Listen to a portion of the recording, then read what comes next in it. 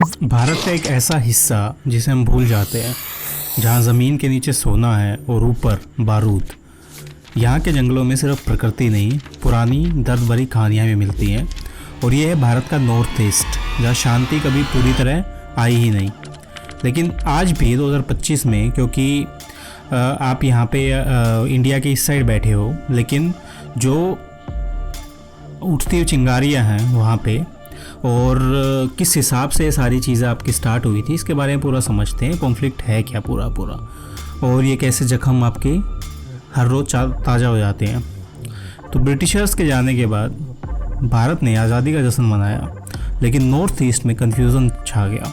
नागालैंड ने कहा हम अलग हैं, मणिपुर बोला हमें ज़बरदस्ती मिलाया गया है, मिज़ोरम ने इंसर्जेंसी छेड़ दी, त्रिपुरा ट्राइबल आइडेंटिटी को लेकर तड़पता रहा। उन्होंने भारत से नहीं पर उसके आंदोलन से जंग लड़ी। एक के बाद एक राज्य, एक के बाद एक संगठन, सब चलते रहे, और आइडेंटिटी, ऑटोनॉमी और रिस्पेक्ट, ये सारी चीज़ें आपकी आती गई। इस संघर्ष की जद है पहचान। नॉर्थ ईस्ट में हर ट्राइब, हर कम्युनिटी के एक अलग कल्चर, लिंग्विस्टिक और रिलीजियस आइडेंटिटी है। जब उन पे बाहर का प्रेशर आया, तो चाहे माइग्रेशन हो या इकोनॉमिक डोमिनेशन, उनकी पहचान को खतरा महसूस हुआ।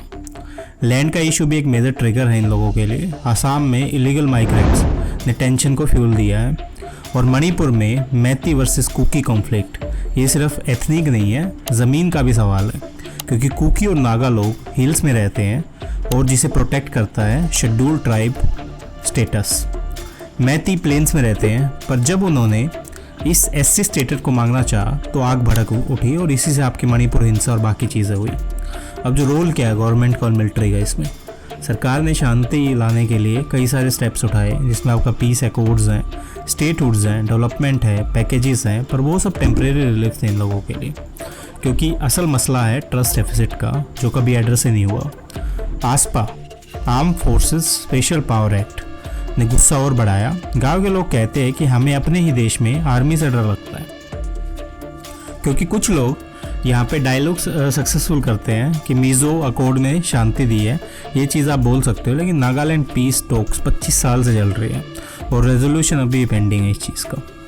अब जो कॉन्फ्लिक्ट है कंटिन्यू होता है 2025 में। जो मणिपुर 2023 का कॉन्फ्लिक्ट था, वो चीज़ अगर देखें तो आज 2025 में भी, क्योंकि फिर से आग लगी है नॉर्थ ईस्ट में, तो वो चीज़ देखना एक लाजमी है। क्योंकि एथनिक डिवाइड्स हैं, बेसिकली आपके पुराने घाव हैं वो शुरू आपके हरे हो जाते हैं।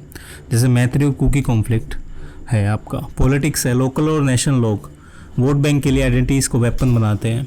और इंटरनेट और मिस इन्फॉर्मेशन, आपकी fake news, communal hates, WhatsApp forward, ये सारी चीज़ें आपकी होती रहती हैं। और सबसे बड़ी बात, यूथ का फ्रस्ट्रेशन, ना रोज़गार ना रिप्रेजेंटेशंस।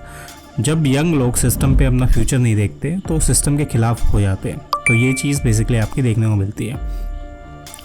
अगर तुम इस कॉन्फ्लिक्ट में सिर्फ पॉलिटिकल या एथनिकल इश्यूज़ को देखोगे, तो असली कहानियाँ हैं लोगों की।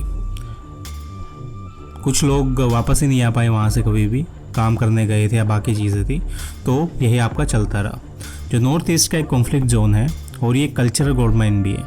यहाँ से चेंज भी आ सकता है अगर हम सुने, समझें और इस चीज़ को इज्जत दें। तब शांति कब आएगी, जब पहचान को ना सिर्फ माना जाएगा बल्कि मनाया भी जाएगा। क्योंकि नॉर्थ ईस्ट भी भारत ही है, और इन जैसे इन लोगों को चिंकी और बाकी चाइनीज़ ये कहना हम बंद करेंगे, उसके बाद ये सारी चीज़ आ सकती है। तभी भारत कंप्लीट होगा, जब नॉर्थ ईस्ट आपका पीस में होगा।